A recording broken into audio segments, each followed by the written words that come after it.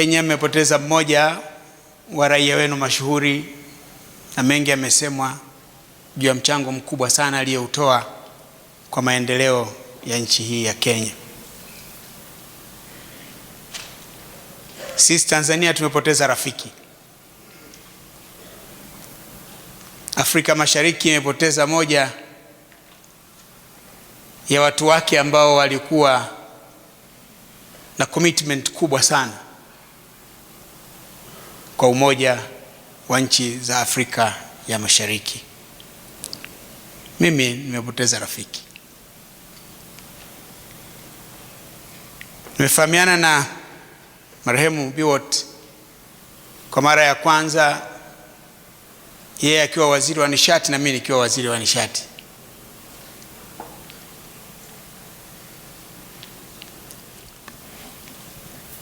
Lakini baadaye mimi nikaja kuwa waziri wa mambo ya nje na ushirikiano wa kimataifa wa Tanzania.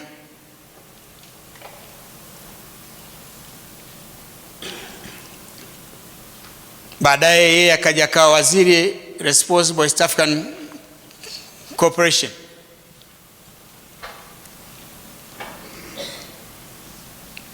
Na alikuja katika kipindi kile critical kwamba sasa tunafanya ile negotiation ya the East African Customs Union. Maana baada ya kusign, baada ya tripartite cooperation ilikuwa sign 1996, 3 years later, was a few years later, tukapata the instructions kwamba to upgrade the cooperation to community.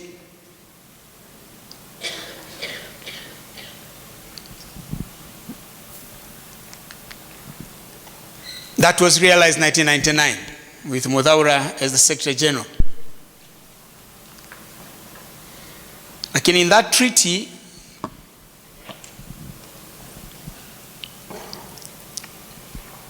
ilielezwa kwamba within 4 years customs union iwepo.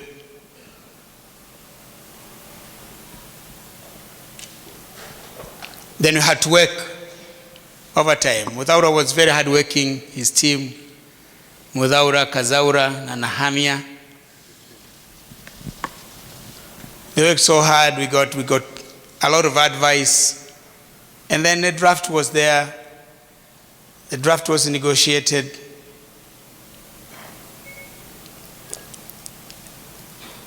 Sasa kwenye conclusion, I chaired that meeting. It is the longest meeting I've ever chaired in my life. We sat all day, all night. And the presidents had already come. They were already in Arusha to sign the protocol establishing the East African Customs Union. And we as ministers were still arguing. And we had not yet concluded. Because we worked all night. Because at midway, Uganda came up with a proposal that almost created ripples. I cannot say havoc, but ripples in the negotiations.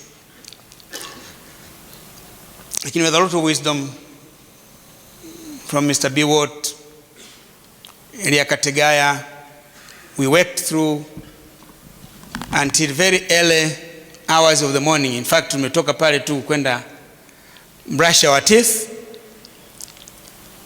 change our clothes, go to the meeting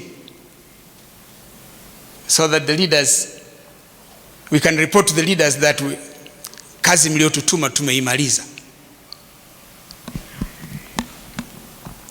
Lakini in between, we worked on so many things on cooperation with my dear brother and friend, Nicholas Biwott. Muthaura has been generous enough to mention. One of the things that we can take pride is one of his important contribution is the East African Road Network. Where Muthaura worked hard with the infrastructure department of the World Bank. With a lot of expert advice, we came up with this document. Kwa sasa hivi mkizungumza sijui the Northern Corridor, the Southern Corridor, it was work done by me, Biwott Kategaya, but most of the time alikuwa Rebecca Kadaga. Tukijenga barabara kutoka Kiotera, Uganda, Mutukula, Bukoba, funded by the ADB, the same project. All these are the projects that ambazo zilitokana na the East African Road Network. Lakini why the East African Road Network? We aim to integrate East Africa. We want to create a common market, a customs union. How do you trade if there are no roads?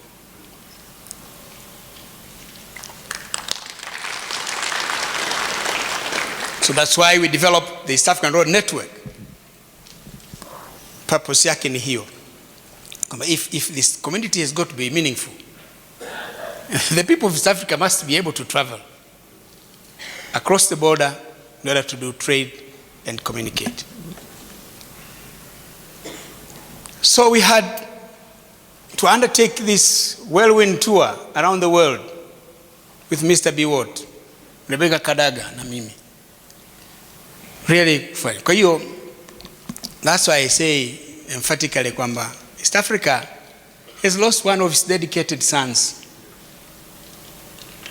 He has been so much dedicated to East African community.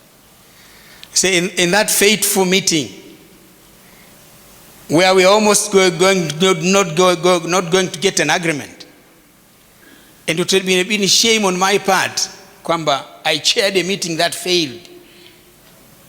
Lakini through his wisdom we were able to get to that agreement.